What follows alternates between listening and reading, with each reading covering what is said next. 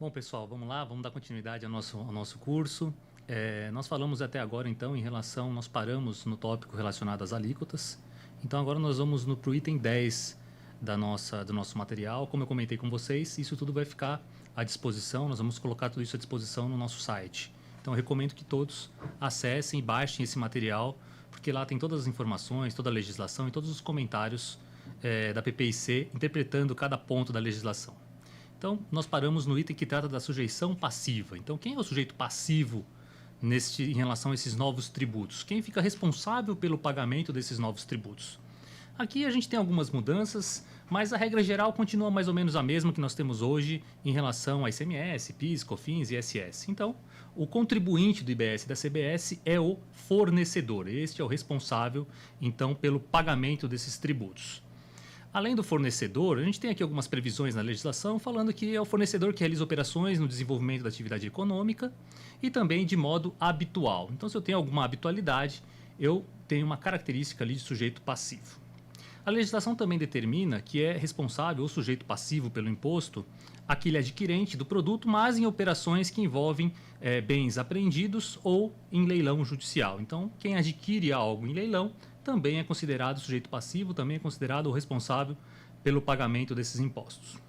Além disso, e nós vamos falar disso num tópico um pouco mais para frente, o importador. Então, o importador de bens e serviços, e de novo, lembrando, bens materiais e imateriais, inclusive direitos. Então, o importador, ele é responsável pelo pagamento dos tributos. A gente vai ver daqui a pouquinho que tem algumas pegadinhas, tem um regramento novo, principalmente para a economia digital.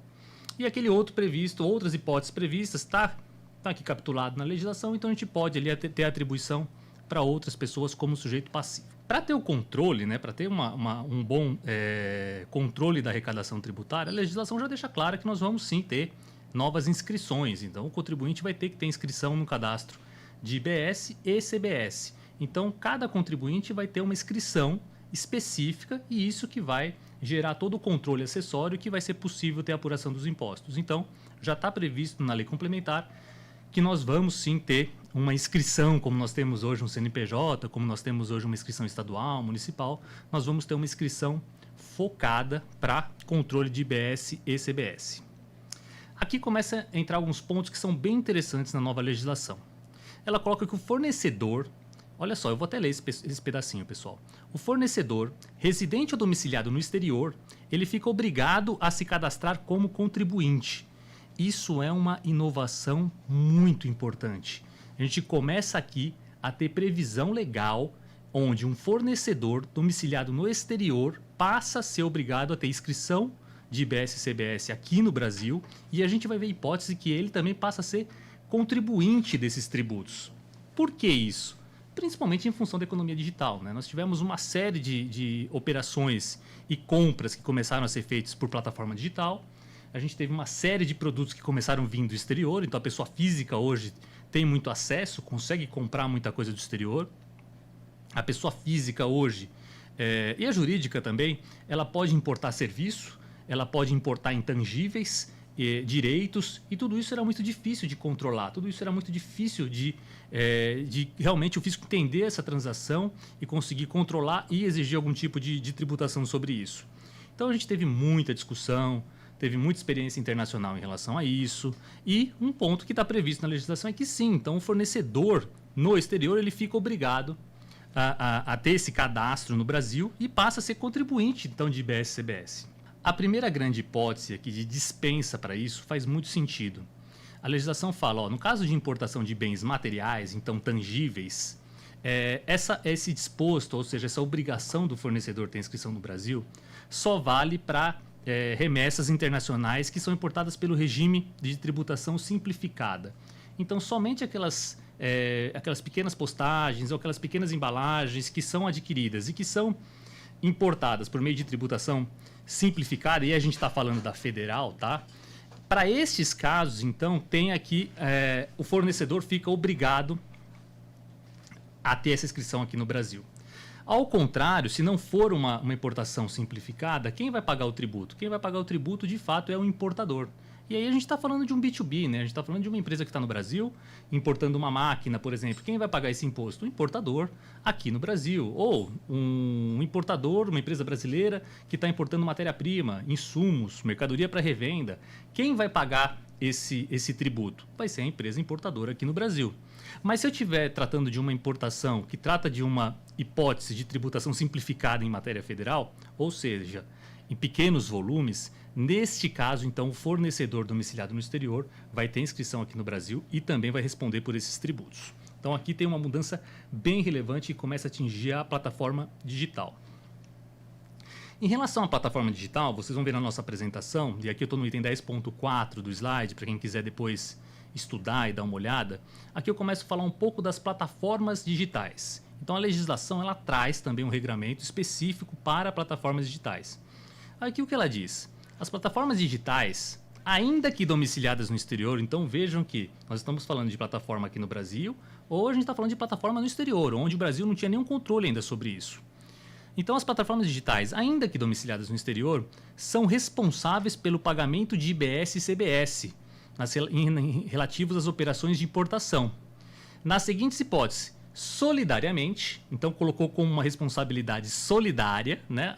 A obrigação principal é do importador, mas a obrigação como sendo solidário passa a ser da plataforma digital. Então responde solidariamente com o adquirente ou destinatário em substituição ao fornecedor. Então veja, a plataforma está respondendo pelo tributo de forma solidária ao adquirente ou importador em substituição ao fornecedor, ou seja, colocou a plataforma como sujeito passivo responsável por essa tributação. Caso este seja residente ou domiciliado no exterior. Aqui, então, uma mudança importante. E também coloca solidariamente com o fornecedor, então a plataforma responde solidariamente com o fornecedor, caso o residente ou caso este seja residente ou domiciliado no país, ou quem? O fornecedor. Se o fornecedor for residente ou domiciliado no país, se ele for contribuinte do imposto e se ele não emitir documento fiscal. Então, na hipótese do fornecedor não emitir documento fiscal para uma transação, quem vai responder por isso solidariamente vai ser a plataforma digital. Então, vejo que isso passa a ter uma mudança também significativa. Eu vejo a responsabilidade das plataformas como um veículo de controle ali do ponto de vista de cumprimento de obrigação principal e cumprimento de obrigação acessória. Depois a legislação define o que é uma plataforma digital. Eu não vou passar aqui porque acho que são conceitos básicos que todos já conhecem aqui, mas a legislação traz ali uma definição, então, do que é considerada uma plataforma digital, né, nessas transações. Mas a gente está falando basicamente das grandes plataformas. Está previsto também a hipótese aqui de split payment por parte das plataformas. Eu vou entrar no mérito do split payment daqui a pouquinho. Eu vou explicar para vocês no detalhe o que é o split payment para desmistificar um pouco isso. Mas o split payment também vai funcionar nas hipóteses de operações que são feitas por plataforma digital. Ponto também importante que está até em negrito na nossa apresentação. A plataforma digital ela pode optar com a anuência do fornecedor aqui do Brasil por emitir documento fiscal e por pagar IBS e CBS. Então vejam que as plataformas digitais elas vão poder sim optar por ser contribuintes do imposto em substituição ao fornecedor. Então pense aquelas grandes plataformas que talvez estão lidando com fornecedores que são pequenos, então tem lá um grupo muito grande de fornecedores. Talvez esses fornecedores estão habituados a trabalhar com algum tipo de informalidade. Então, com essa atribuição, colocando responsabilidade solidária à plataforma, também foi outorgado ou foi delegado ali a possibilidade da plataforma optar. Tá bom, plataforma, você não quer responder solidariamente por esses tributos? Você não quer concorrer com esse risco que está acontecendo? Então, você pode optar por você emitir a nota fiscal e você paga o tributo. Lógico, as grandes plataformas que optarem por isso vão ter um controle de arrecadação e vão ter um controle de que a sonegação vai ser igual a zero. Então, eu acho que faz sentido esse tipo de possibilidade, uma vez que foi atribuída a solidariedade às plataformas. Penso que a solidariedade às plataformas tende a ser questionado, tende a ser um tema controverso que nossos colegas advogados vão desenvolver ali teses para ver, testar se realmente faz sentido que uma plataforma digital responda solidariamente por uma transação. Mas superado isso, né, uma vez considerando que elas são contribuintes, que elas respondem solidariamente, faz sentido as plataformas digitais, então, optarem por pagar esse tributo. E aí, para a gente pensar, né, será que com isso vai ter realmente uma redução de sonegação fiscal? Será que esse é o caminho? Será que esse é o caminho ideal que foi encontrado para ter algum tipo de controle nessas plataformas, nessas transações digitais que nós temos hoje, colocando a plataforma como responsável? Foi um caminho que foi encontrado aqui nessa operação. A plataforma digital, outro ponto, tá? A plataforma digital, inclusive do exterior, ela também deverá se inscrever no cadastro de IBS e CBS aqui no Brasil. Aí você me pergunta, poxa, Vinícius, tá bom, eu tenho então uma plataforma no exterior, eu tenho um fornecedor no exterior e eu tenho uma pessoa aqui no Brasil que está fazendo uma compra junto a essa plataforma no exterior e esse fornecedor e nenhum dos dois fizeram inscrição aqui do IBS e da CBS, optaram ou decidiram não cumprir esse requisito porque entendem que a fiscalização brasileira não tem como identificar, não tem como controlar, não tem jurisdição para poder autuar, não tem como aplicar algum tipo de multa. Então, pense que um determinado fornecedor e plataforma podem não estar ou não providenciarem essa inscrição junto ao Brasil. O que está previsto aqui na legislação nesse tipo de situação? Tem um capítulo, tem um artigo que trata disso. Ele fala, olha, ok, mas na hipótese do pagamento, essa pessoa que está comprando algo, desses dois que estão no exterior, plataforma e fornecedor, sem inscrição, essa pessoa que está pagando vai ter que usar uma instituição financeira para poder fazer esse pagamento. Este pagamento via uma instituição financeira vai ser obrigada a fazer o split payment, que é segregar, analisar se esse tributo foi pago, confirmar se ele foi pago sim ou não. Se o tributo não foi pago, a instituição financeira vai segregar este valor e vai entregar no exterior para o fornecedor o valor líquido dessa operação. E aqui no Brasil, a instituição financeira vai ficar responsável por pegar o tributo e entregar para o governo. Então vejam que criaram também um comando de controle, acho que vai ser difícil implementar, vai ser bem difícil implementar isso, monitorar tudo isso, mas está previsto que vai ser desta forma que eles vão combater algum tipo de informalidade de plataforma ou fornecedor que não tiver inscrição aqui no Brasil. Então acho que o cerco começa a fechar e aí eles tentaram capturar uma solidariedade na plataforma, fala, o fornecedor não tem inscrição, não abriu a inscrição, deveria, vou tentar pegar a plataforma. Tentei pegar a plataforma, não consegui. Opa, eu vou pegar então o fluxo financeiro, eu vou no banco e vou capturar ali a tributação nesse momento do pagamento. Então vejo que é uma mudança bem relevante que envolve tributação em matéria internacional. A gente tem muito questionamento de clientes nossos que falam, poxa Vinícius, eu estou no exterior, e eu estou vendendo um produto B2C no Brasil, tem que ter inscrição? A nossa resposta sempre foi não, porque de fato aqui no Brasil não tinha nada parecido. Em alguns países no mundo já tinha a obrigatoriedade do contribuinte ter uma inscrição de VAT ou uma inscrição de IVA, né? No país de destino.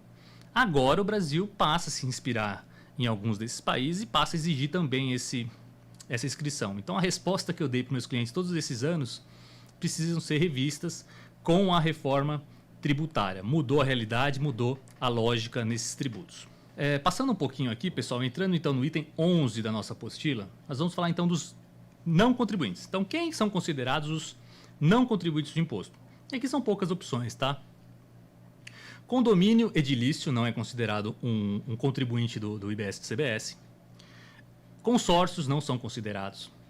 Sociedade em conta de participação. Tem também aqui uma hipótese que acho que é bem específica, que fala do nanoempreendedor, assim entendido a pessoa física que tem uma receita bruta inferior a 50% do limite do MEI. Então, realmente é um nanoempreendedor que tem um faturamento muito pequenininho, atuando como pessoa física. Esta pessoa não é considerada contribuinte. Mas vejam que aqui nós temos duas hipóteses que são bem relevantes e que aparecem no nosso dia a dia. Condomínio e sociedade em conta de participação.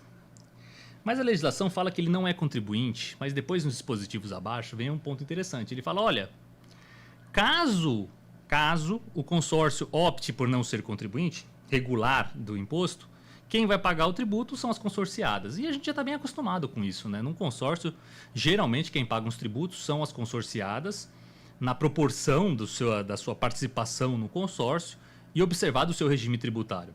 Mas da forma que está aqui disposto, o consórcio então vai ter alguma hipótese, ainda não foi regulamentado, tá? Mas vai ter alguma hipótese do consórcio ser contribuinte do imposto. Porque ele fala, caso o consórcio não exerça essa opção, então vai existir a possibilidade do consórcio ter uma inscrição de IBS e CBS e o consórcio, por opção, pagar o tributo. Pensando ali em facilitar, talvez, a vida de cada consorciado, pensando em talvez em viabilizar pontos que já são controversos quando envolve emissão de nota fiscal, né? Cada consorciado ou pelo consórcio. Então, essa opção eu acho que é salutar, acho que pode ser interessante do ponto de vista também de simplificação dos consórcios. A mesma previsão a gente encontra para sociedade em conta de participação, pela SCP. Então ela fala, olha, caso a SCP opte por não ser contribuinte, ou seja, ela pode então, ela vai ter a possibilidade de optar por ser contribuinte. Caso ela opte por não ser contribuinte, aí quem vai pagar o tributo é o sócio ostensivo. E a gente também está bem acostumado com isso. Na hipótese de uma SCP, quem responde pelos tributos ali são ou é o sócio ostensivo na operação. Então aqui tem essas duas possibilidades. Vamos para o item 12, mudando um pouquinho de assunto. Então a gente falou de quem é o sujeito passivo e quem é o contribuinte, quem não é o contribuinte. Ponto. Vamos agora para um outro assunto, item 12 da nossa apostila, que é da modalidade de extinção dos débitos. O que é a modalidade de extinção do débito? Então nós falamos de hipótese de incidência, nós falamos da ocorrência do fato gerador, nós falamos da base de cálculo, nós falamos da alíquota, nós falamos do contribuinte, quem é o contribuinte. Então a gente está seguindo toda a regra matriz desses tributos. Mas como que eu tenho a extinção desses débitos? Como que eu tenho então a liquidação desses débitos? E por que eu estou dando tanta ênfase nesse ponto? Porque isso vai ser importante para daqui a pouco a gente amarrar com os conceitos de não cumulatividade, para a gente amarrar com o conceito do que dá direito a crédito. Então, guardem bem esse termo que está na legislação. Modalidades de extinção dos débitos. Eu preciso compreender quais são essas hipóteses. A primeira hipótese é a compensação com créditos. A gente está falando de tributos que são não cumulativos. A gente está chamando esses tributos de IVA dual. IVA porque é um imposto sobre valor agregado, um imposto sobre valor adicionado. Então, nós temos nessa transação créditos decorrentes das compras. Daqui a pouco a gente já vai entrar nos créditos e na não cumulatividade, no mecanismo desse funcionamento. Mas é um tributo não cumulativo, a gente está falando de um IVA dual. Qual é o ponto aqui? Se eu tenho, então, débitos na saída e eu tenho créditos decorrentes da não cumulatividade, uma forma, e a primeira forma de eu pagar essa dívida, de eu pagar este débito, é por meio da utilização dos créditos. Então esse é um mecanismo que a gente já está bem acostumado, e assim já funciona com o ICMS, assim já funciona com o IPI, assim já funciona com o PIS e COFINS na não cumulatividade. Então, a primeira hipótese de você ter a extinção de um débito é a compensação com créditos. Guarda isso, pessoal, porque isso vai ser importante daqui a pouco para a gente amarrar. Com não cumulatividade plena, creditamento e split payment. Tudo isso vai depender de um bom entendimento desse ponto aqui. Qual é a outra modalidade de extinção do débito? O pagamento. Então, lógico, eu fiz um encontro de contas, fiz créditos das entradas, débito da saída, quanto deu a pagar, paguei. Paguei em espécie, por exemplo. Se eu paguei, eu tenho a extinção do débito, óbvio. Outra hipótese, recolhimento na liquidação financeira, split payment. Vou explicar daqui a pouco o mecanismo. Mas split payment a gente vai entender que nada mais é do que o pagamento do tributo. Ele é igual ou muito similar, o que muda é a forma, o que muda é o controle, mas split payment é o pagamento do tributo. Então, fica um item aqui bem claro para não gerar dúvidas. Penso que poderia ter só pagamento, mas tem um inciso específico para split payment. Outra hipótese de extinção dos débitos, o recolhimento pelo adquirente. E a gente vai ver que isso está prometido ou está previsto na Constituição, e isso está previsto na própria lei complementar como algo que vai ser implementado. O que é o recolhimento pelo adquirente? Imagina então, um fornecedor me vendeu algo. Eu, como adquirente, vou pagar uma parte para o fornecedor e o tributo devido na operação, eu, adquirente, vou pagar isso para o governo. Então, no mesmo modelo que eu estava falando dos exemplos numéricos. R$1.000 o valor de uma nota fiscal. Tributo calculado por fora, com uma alíquota hipotética de 28%. Então, R$280 são os impostos. R$1.280 é o valor total da nota. Eu, como adquirente, Vinícius adquirente, eu vou pagar R$1.000 para o fornecedor, vou pegar R$280 e eu vou pagar para o governo. Então, esta possibilidade está prevista e a gente vai entender a relevância desse ponto. Está previsto que pode acontecer. O que está sendo discutido agora é como isto vai acontecer, quais vão ser as obrigações acessórias e como que o governo vai controlar tudo isso. Mas está previsto que o adquirente vai ter sim a possibilidade de pagar este tributo. E já adiantando um pouquinho, talvez isso aconteça muito nas hipóteses de pagamento em dinheiro, onde eu tenho algum tipo de desconfiança que o meu fornecedor não vai pagar o tributo. E a gente vai entender que o crédito vai depender do pagamento do tributo. Então, se eu pagar 1.280 para o meu fornecedor, ele pegar esse dinheiro em dinheiro, espécie, e não pagar o tributo, eu, adquirente, não vou ter direito ao crédito de IBS-CBS porque ele não pagou o tributo. Então, talvez, nas hipóteses, por exemplo, de pagamento em dinheiro, eu, adquirente, vou preferir ou vou optar por pagar o tributo dele para garantir o direito ao meu crédito. Então, esta é uma modalidade prevista. E, por fim, pagamento por aquele a quem a lei complementar atribuir a responsabilidade. Então, em outras hipóteses, caso seja possível, seja estabelecida outras hipóteses em lei complementar. Essas são as 5 hipóteses de extinção de débitos. Daqui a pouco a gente pega essas 5 hipóteses. Pense que tudo isso que eu falei, essas 5 hipóteses, no conjunto, são chamadas de extinção de débitos. Quando eu falar extinção de débitos, eu estou falando de qualquer uma dessas 5 hipóteses de liquidação, ok?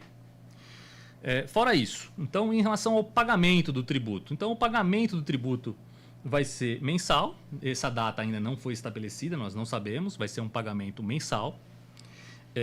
Este tributo, caso não pago, se eu não fizer o pagamento do IBS e da CBS, a gente tem lá uma previsão que é a mesma que a gente tem hoje para tributos federais. Multa de mora de 0,33 ao dia de multa, limitado a 20%. E cobrança de juros com base em taxa Selic. Ah, Vinícius, é assim que funciona, não mudou nada. Espera aí, a gente está falando que essas vão ser as multas no caso de IBS e CBS. Hoje essas multas são para tributos federais. A gente está falando que, por exemplo, IBS, que é de competência estadual e municipal, vão ter essas mesmas multas. Isso é uma baita simplificação em matéria tributária. Hoje, quando eu tenho um cliente, um contribuinte que está devendo ICMS, eu tenho que entrar no regulamento de cada estado, ver o capítulo de penalidades, ver o capítulo de acréscimos, para ver qual vai ser o acréscimo que eu vou ter para pagar aquela multa e aqueles juros. Eu tenho que ver qual vai ser a forma de emitir uma guia, eu vou ter que ver qual é o código do recolhimento. Para cada caso, para cada situação, eu tenho que ir em 27 estados e ver isso. A mesma coisa para o ISS. Só que aí são mais de 5 mil municípios. Quando eu tenho o ISS em aberto, eu tenho que pesquisar mais de 5 mil municípios para ver qual é a multa, para ver quais são os juros e como eu pago tudo isso. Então agora tudo passa a ser uniforme e eu passo a ter o mesmo tratamento do federal. 0,33 ao dia, multa de mora limitada a 20%, taxa Selic, isso está resolvido. Está previsto também que o comitê gestor que trata do IBS e a Receita Federal, eles vão, eventualmente, ou eles poderão criar mecanismos de débito automático em conta, de tal forma que o contribuinte também pague isso de forma automática. E a gente vai ver que muito da apuração vai ser automática. Seguindo um pouquinho, pessoal, a gente começa então a enfrentar no item 14 da nossa apresentação o split payment. Esse é um dos pontos, acho que, mais importantes de todo o nosso curso, porque tem muita gente falando sobre o assunto.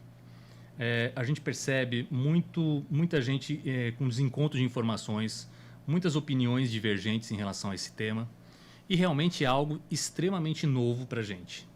Nós temos algumas experiências internacionais, alguns países que tentaram implementar o split payment. O histórico que nós temos é de insucesso em relação à adoção desse mecanismo em alguns países. Já foram publicados alguns estudos onde foi diagnosticado que a principal falha foi do ponto de vista tecnológico. Então, não existia ali um ambiente tecnológico amadurecido do ponto de vista que fosse possível implementar um recolhimento de tributo por meio do chamado split payment. Ah, mas o Brasil vai conseguir? O Brasil, quem defende split payment do ponto de vista da legislação brasileira, alega que o Brasil, sim, está na frente do ponto de vista tecnológico, porque a gente já trabalha, por exemplo, com nota fiscal eletrônica já há alguns anos. E tem muitos países que adotaram parcialmente nota fiscal eletrônica, outros nem adotaram nota fiscal eletrônica. E a gente tem também um ambiente relacionado ao SPED, o emaranhado SPED, que nos traz muito controle, muita experiência em relação à tecnologia, a cruzamentos eletrônicos, a controle de arrecadação. Então, quem defende o split payment ou que entende que vai ter um sucesso no split payment no Brasil, entende que é por isso, porque nós já estamos, do ponto de vista tributário e de relacionamento com o governo, nós já estamos avançados do ponto de vista de tecnologia. Mas vamos tentar explicar e vamos tentar entender de uma forma bem objetiva e clara o que é o split payment. O split payment, pessoal, é uma forma, como eu falei, uma forma de extinção do tributo, de extinção do débito. É o pagamento do tributo, mas é um pagamento que acontece via instituição financeira. E via instituição financeira, vamos falar por enquanto aqui de bancos, mas não é só em relação a bancos. Então, todo o fluxo financeiro que passa por uma instituição financeira, o banco vai ter a responsabilidade por analisar se aquele tributo foi pago ou não, e se o tributo não for pago, o banco vai ser obrigado a segregar aquele dinheiro e realizar o pagamento. Então, primeiro ponto, isso atinge instituições financeiras. Então, isso não está capturado, por exemplo, no pagamento em dinheiro. Então, a gente não está falando de split payment, a gente está falando que existe um agente na cadeia que é um banco, que é uma instituição financeira. A maioria das transações hoje são feitas via instituições financeiras. Então, quem não acredita no sucesso do split payment fala, poxa, mas espera aí, tem muita coisa que acontece em dinheiro, então talvez isso não vai dar certo. Ou outros falam, poxa, será que a gente vai voltar a trabalhar com o dinheiro para não ter, então, o split payment? E a gente vai ver que o cerco fechou de todos os lados, né? Inclusive, a gente vai chegar daqui a pouco na parte do crédito, onde vai amarrar tudo e o contribuinte não vai ter muita saída em relação a não pagamento do tributo. Mas o que é o split payment? Então, é o fato do banco ser envolvido na transação. Então, eu tenho um fornecedor, eu tenho um adquirente e eu tenho uma instituição financeira. O dinheiro está passando por uma instituição financeira. Então, a gente está falando de um pagamento via débito, via crédito, via boleto, ou seja, todas as modalidades que a gente tem hoje de pagamento que transitam por uma instituição financeira. E a gente está falando que o banco ele não fica responsável pelo pagamento do tributo. Isso é um ponto para a gente deixar bem claro. O banco ele não é contribuinte do imposto. A gente viu agora há pouco o sujeito passivo, não tinha banco lá. Então, o banco não é responsável pelo pagamento do imposto. O banco ele não é contribuinte. O banco não vai responder solidariamente. Qual é a função do banco? Segregar o dinheiro e entregar uma parte desse dinheiro para o governo a título de IBS e CBS. O banco vai fazer somente este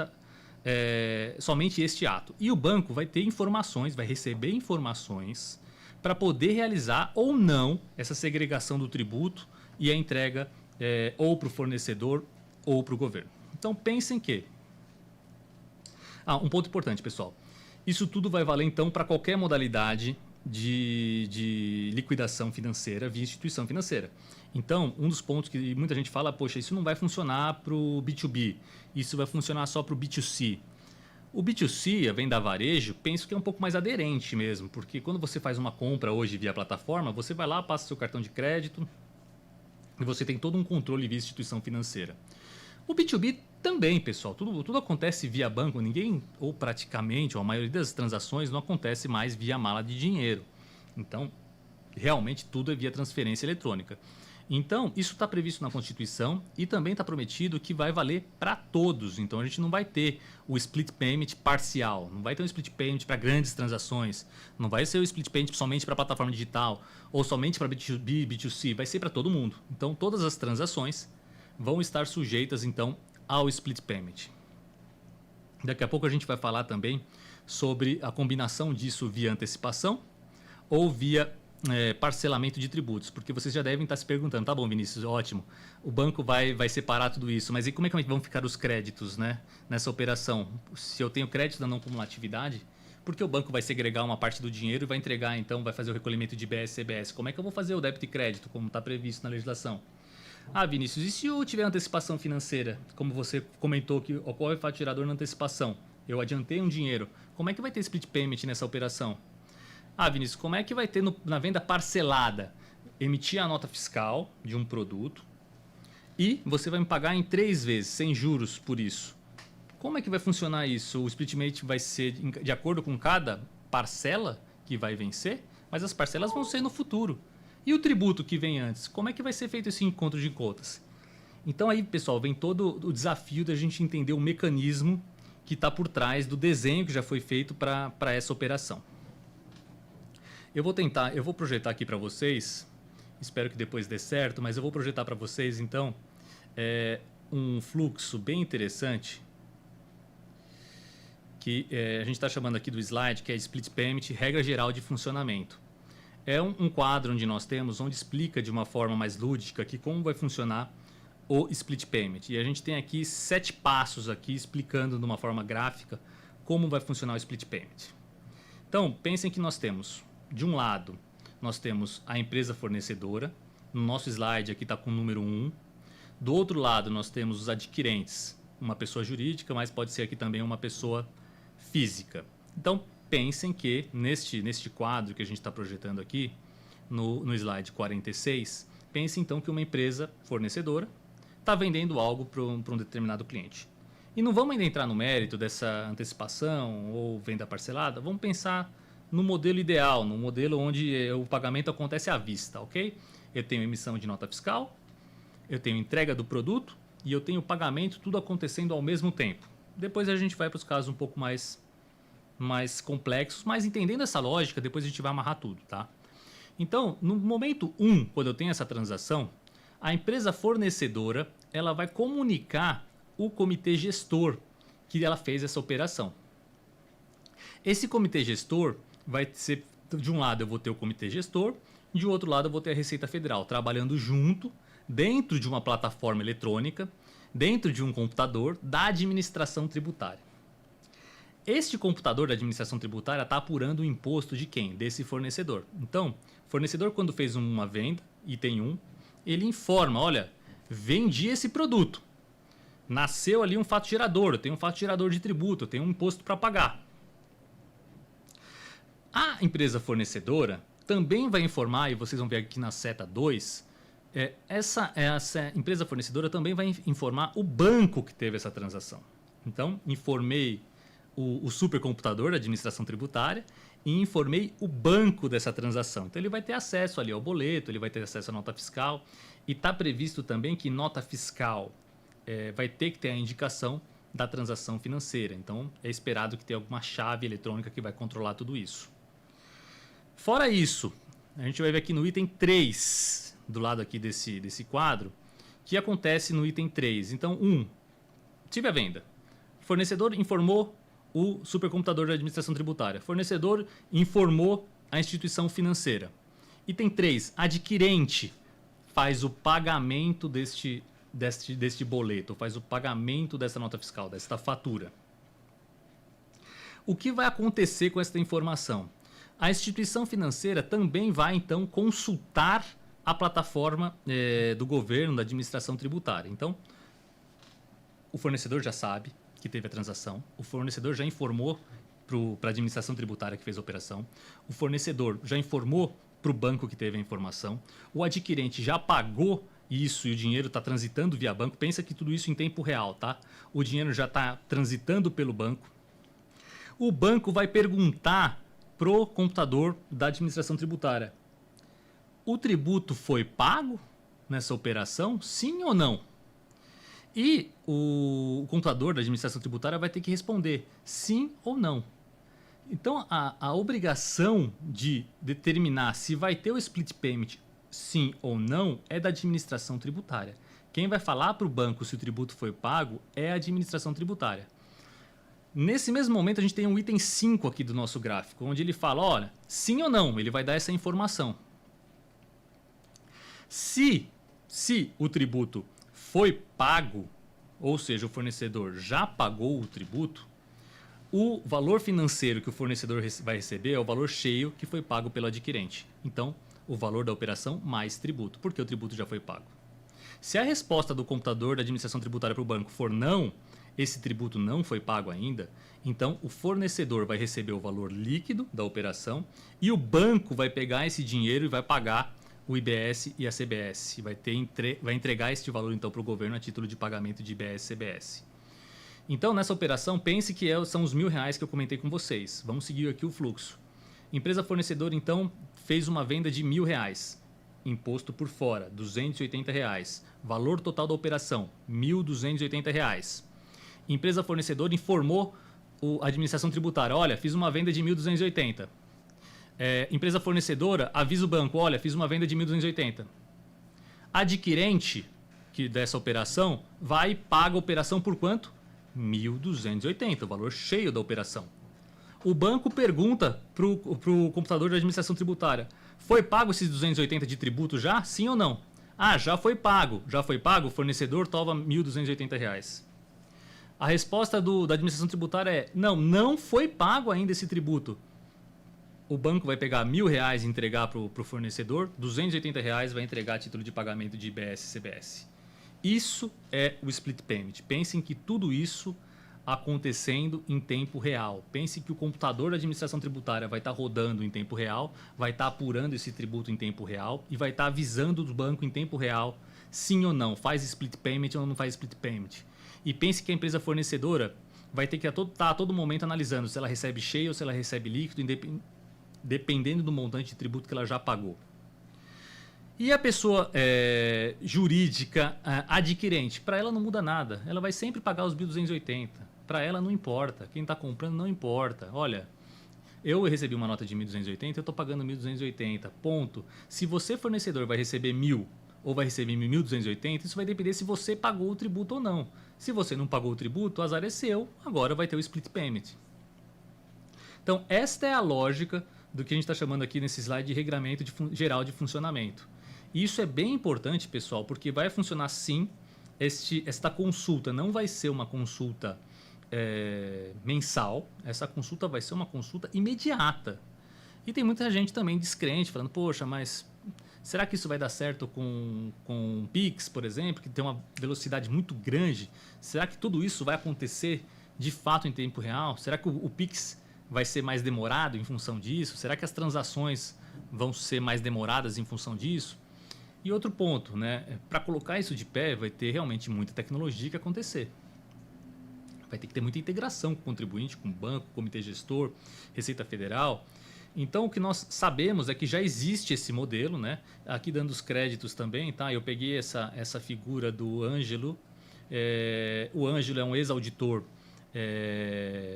tributário e ele está ajudando a desenvolver todos esses mecanismos. Então, eu assisti um curso dele, achei bem interessante, então vou dar os créditos para ele aqui em relação a quem elaborou esse fluxo aqui. Mas entendi que isso aqui é bem didático. Mas, pessoal, pensem que para colocar isso de pé, a gente não sabe exatamente se vai estar vigorando já em 26, eu acho que não, aí é opinião minha, né? Mas em 27, em 28, em que momento que isso vai estar funcionando? Mas está previsto na Constituição Federal, está previsto na lei complementar. A gente já tem uma série de artigos que tratam dessa hipótese já na lei complementar. Então, agora, voltando um pouquinho para a legislação, eu avancei um pouquinho aqui no slide, né? Eu fui para o slide 46, mas agora aqui, voltando um pouquinho rapidamente, só para ver se eu deixei escapar alguma coisa. Voltando para a página 42, então o banco ele fica responsável, então, por apenas segregar. Só voltando um pouquinho, pessoal, eu estou, na verdade, na página 39. O banco, então, ele fica responsável por segregar e recolher o tributo. O banco não é o contribuinte de fato. Então, esse é um ponto importante. Essa responsabilidade não é do banco. Também está previsto que todo esse mecanismo vai ser criado, vai ser desenvolvido a depender do arranjo financeiro. Então, eu estou falando tudo de banco, mas existem N hipóteses e arranjos financeiros de liquidação via instituição financeira. E vai ter que ser pensado um modelo para cada um, para não escapar nada disso. Outra coisa que eu coloco aqui, não é para a gente pensar, né? Se realmente, eu já até comentei, se a gente vai ter um aumento de transações de dinheiro ou como que vai ficar, por exemplo, formas de pagamento que envolvem criptomoedas, como que vai ser o regramento para isso, ainda não sei. O documento fiscal, está previsto que o documento fiscal vai ter que controlar tudo isso, então a gente sim vai ter que trabalhar com o documento fiscal, mas também a gente vai ter que ter algum tipo de vinculação ou chave financeira que vai amarrar pagamento, antecipação, nota fiscal e pagamento de tributo. E essa chave é que vai ser o fator ali que vai conseguir conduzir todo esse mecanismo de consultas em tempo real. Como eu comentei com vocês, então vai ser sempre analisado se o tributo foi pago ou se o tributo não foi pago. Se o tributo não foi pago, tem split payment. Mas vamos pensar também, pessoal, que o tributo ele continua sendo mensal, tá? Então a apuração do tributo, a regra geral do tributo é que ele tem uma apuração de sim mensal. Então, por que pode acontecer o pagamento do tributo antes do pagamento financeiro? Porque pode ser que você emitiu a nota fiscal num determinado dia, por exemplo, emitir nota fiscal no dia 25, por exemplo, de abril, e esse tributo vai vencer no mês seguinte. Então pense que se esse tributo vencer no mês seguinte, no começo do mês seguinte, eu vou pagar o tributo, eu vou apurar esse tributo de forma eletrônica e eu vou pagar o tributo sobre essa nota fiscal. Então, se o boleto for para vencer daqui 30 dias, o primeiro boleto ou a primeira parcela for para vencer daqui 30 dias, pode ser que eu já tenha pago o tributo. Por quê? Porque o vencimento do tributo veio antes da liquidação financeira da primeira parcela. Então, por isso que tem a consulta em tempo real. Já pagou o tributo, sim ou não? Dos dois, o que vai acontecer? Eu vou ter o pagamento do que acontecer primeiro. Então, seja o vencimento do tributo pela emissão da nota, seja o vencimento do tributo pelo split payment. E ainda tem mais um ponto. Eu comentei com vocês que também tem fato gerador de IBS-CBS na antecipação financeira. Então, eu posso ter pago o imposto sobre a antecipação, o adiantamento financeiro. Eu posso ter pago o imposto sobre a nota fiscal, ou eu posso ter pago o imposto pelo split payment no financeiro. Mas vejam que, de qualquer forma, fechou o cerco onde eu vou ter o pagamento em algum momento. Então, se você, contribuinte, teve uma antecipação, adiantamento, falou, não vou pagar o tributo. Está errado, tá? Está previsto que eu tenho que pagar, mas não paguei o tributo. Eu emiti a nota fiscal. O tributo venceu alguns dias depois. Eu não paguei o tributo. O que vai acontecer? Na hora que você tiver o primeiro recebimento dessa fatura, o banco vai consultar e vai falar, olha, ele não pagou o tributo ainda. O comitê gestor vai falar para o banco, olha, ele não pagou o tributo ainda. O banco vai falar, ok, separa o dinheiro do tributo, paga o tributo e entrega o dinheiro líquido para o fornecedor. Ou seja, o fornecedor não conseguiu ficar inadimplente. Mesmo que o fornecedor queira ficar inadimplente, ele não vai conseguir, porque fecha o cerco via instituição financeira. E essa é a grande mudança que nós temos do ponto de vista de arrecadação e combate à sonegação. A gente estava até discutindo num curso em company, falando, poxa, tá bom, e como é que eu fico agora inadimplente? De fato, você só vai ficar inadimplente de um tributo, pensando aqui, se você não pagou na antecipação, no adiantamento, se você não pagou na nota fiscal, e se você não recebeu. Se você não recebeu, aí tudo bem, porque aí não teve split payment para poder te capturar. Mas aí também você não recebeu pela venda, né, pela operação. Então, neste caso, na combinação desses três casos, é que você conseguiria ficar inadimplente em relação ao tributo. Então, vejam que o cerco fechou. Aqui também está previsto, pessoal, que se tiver alguma hipótese, alguma eventual hipótese de split payment a maior, então foi feito um pagamento de tributo a maior do que o devido na apuração, em 3 dias esse dinheiro vai ser devolvido. Então, tem um lapso temporal, mas acho que é uma previsão até que salutar. Mas para alguns negócios pode ser que 3 dias seja muita coisa, conviver com 3 dias para poder ter de volta esse tributo. Mas está previsto que, neste caso, se for feito a maior, em 3 dias isso é pago. Deixa eu ver se eu esqueci alguma coisa. Importante aqui também. Também está previsto o split payment simplificado, uma espécie de lucro presumido. Nesse caso, está previsto que, para algumas entidades, isso pode ser definido e pode ser uma opção do contribuinte, onde vai ser definido um percentual baseado num estudo econômico que vai determinar um valor fixo de imposto que vai ser segregado e pago, independente de débitos e créditos, independente de pagamento. Sempre vai ter um determinado percentual, como se fosse um presumido, onde o banco vai segregar e vai ter o pagamento. Então, isso seria uma hipótese de adiantamento de tributos. Isso tudo baseado no histórico de arrecadação setorial. Então, é um split payment simplificado, ou seja, ele não vai levar em conta essa consulta ao computador da Receita Federal e do comitê. Ele não vai, de fato, analisar débito e crédito. Não, para determinada operação, por exemplo, foi definido que 10%, 5%, 2%, a gente não sabe esse percentual, nós vamos ter de split payment. Então, você fez um pagamento, 2% o banco vai reter e vai pagar de tributo. Para que isso? Vai ser uma opção do contribuinte, o split payment simplificado, e de tal forma que fica previsto na legislação que uma antecipação tributária, que tudo isso depois vai ser consolidado dentro da apuração, e aí sim o contribuinte vai ver se ele pagou tributo a mais ou a menos. Se ele pagou tributo a menos, ele complementa dentro do vencimento. Se ele pagou a mais, também tem a devolução desse dinheiro dentro de um prazo de 3 dias. Então é uma forma de dar mais celeridade, de dar mais velocidade para o split payment. Foi o split payment simplificado.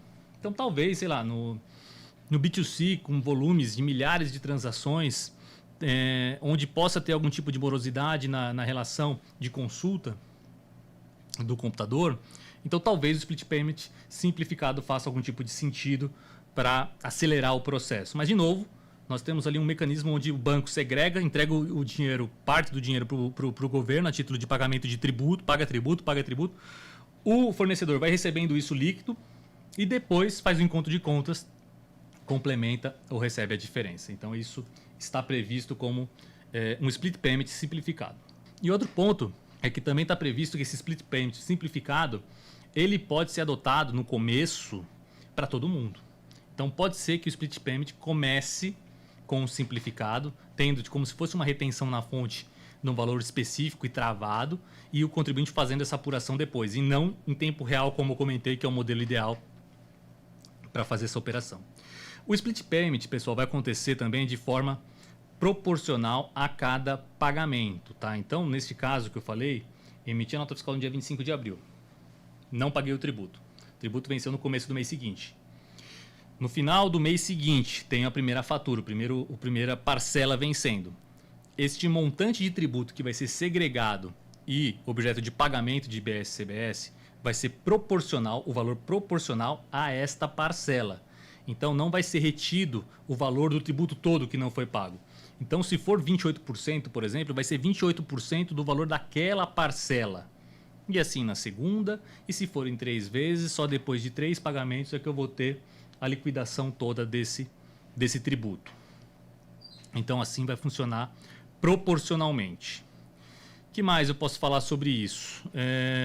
Tem uma previsão, né, de que isso vai ter uma implementação preponderante no varejo, preponderante inicial no varejo, mas está previsto que vai ser para todos os contribuintes, pessoal. E aqui a gente entra num ponto, voltando, agora sim eu estou indo para um exercício também do Ângelo, aqui na página 47 da nossa apresentação.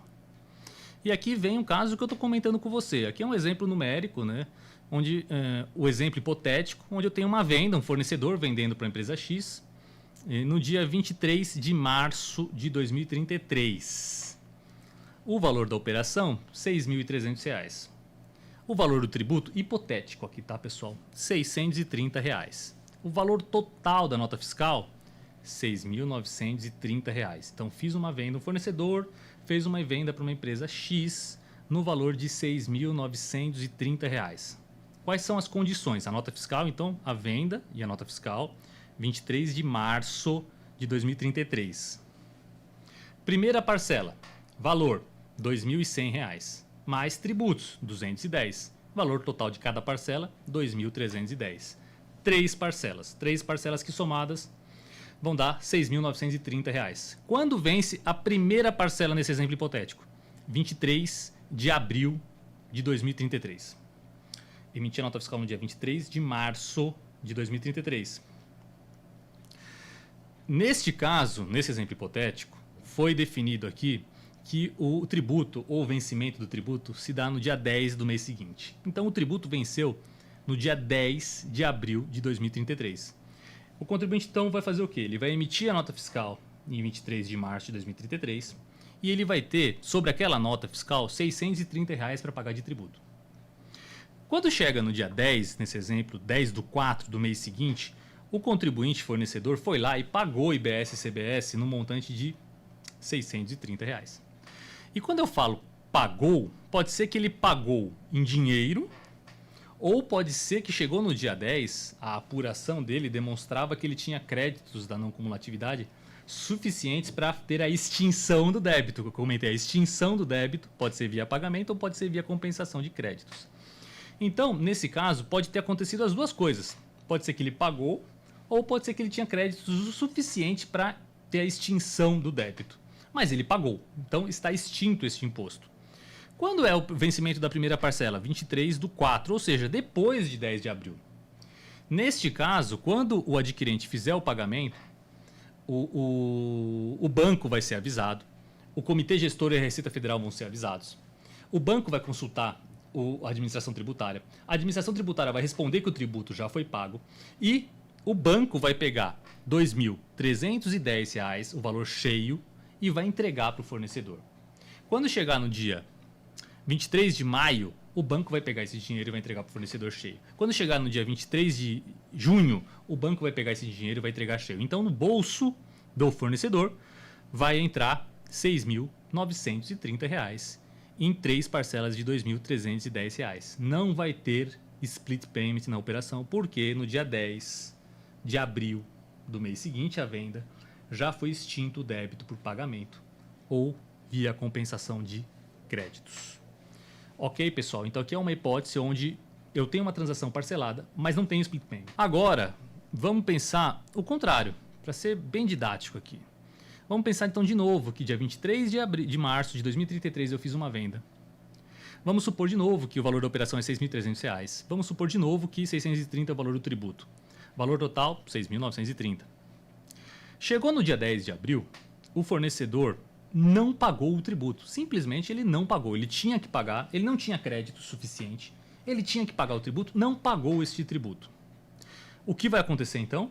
Quando chegar no dia 23 de abril de 2033, ou seja, se passaram 13 dias do vencimento do tributo. Quando o adquirente pagar a primeira parcela, o banco vai fazer essa consulta junto ao comitê gestor, o comitê gestor vai responder para ele e vai falar: não foi feito o pagamento do tributo. O banco, por sua vez, vai pegar proporcionalmente R$ 210 e vai pagar o IBS-CBS. E o fornecedor vai receber quanto? R$ 2.100 nesta operação. Ou seja, o fornecedor não vai receber 2.310 dessa operação. Ele vai receber com split payment, ele vai receber com isto segregado. E assim em todos os vencimentos. Mas pensem comigo que o tributo já venceu. Então, não é porque isso foi feito, isso não passa a ser uma opção do contribuinte. Ah, eu tenho que pagar no dia 10, então eu não vou pagar no dia 10, eu vou deixar para o dia... Vou pagar de acordo com o regime de caixa, vou pagar de acordo com a parcela. Não é isso, pessoal. Ele deveria ter pago no dia 10. Então, os tributos são devidos lá atrás com multa e juros. O que vai acontecer aqui é um split payment em relação ao montante do principal. Então, pensem que aqui fecha o cerco de fato e o contribuinte passa a não ter muitas hipóteses de ficar, né, inadimplente. Um ponto, então, eu tratei com vocês sobre venda parcelada. Pontos que ainda ficam faltando algum tipo de regulamentação. Parcelamento de tributo. E se eu fizer um parcelamento de tributo? Chegou no dia 10, ao invés de pagar o tributo, eu parcelei. Será que eu vou ter essa possibilidade? Não está previsto ainda na legislação. E no caso de antecipação de pagamento, que eu comentei bastante com vocês, a ocorrência do fato gerador antecipada, porque eu tive antecipação financeira.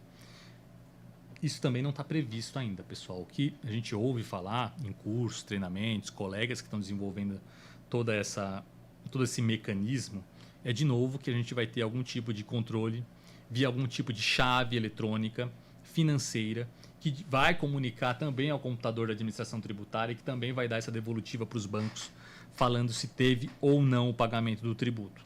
Mas no caso de antecipação, se implementado dessa forma e se for implementado o split payment, dificilmente o contribuinte vai fugir do split payment, porque o imposto não vai ter sido pago nunca, porque eu não vou ter a nota fiscal. Então a antecipação vem antes da nota.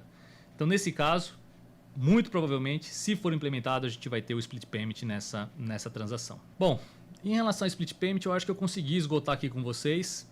De novo, é uma revolução em matéria tributária. De novo, o cerco fecha, o volume de arrecadação, penso que tende a aumentar e o controle passa a ser todo nas instituições financeiras. Ali, de forma eletrônica, banco conversando com a administração tributária, o contribuinte passa a ter poucas hipóteses de inadimplência. Era muito comum ICMS, tributo por dentro, então o contribuinte conseguia ali ficar inadimplente, depois o contribuinte tinha um parcelamento, depois ele fazia algum tipo de transação tributária incentivada. Com isso, considerando que o tributo é por fora, considerando que tem uma clareza que quem está suportando o ônus é o adquirente, o cerco para o fornecedor fechou do ponto de vista de não conseguir ou deixar de pagar esse tributo. Muitos não acreditam neste modelo de split payment. Eu, participando de alguns treinamentos, ouvindo colegas e vendo a evolução disso tudo, passo a acreditar um pouco mais nisso tudo. Eu entendo que a gente vai chegar nesse modelo, talvez não tão rápido, mas a partir do momento que a gente tem implementado este modelo, eu acho que vai ser um caminho sem volta. Tá bom? Então, com isso a gente encerra o capítulo de Split Payment.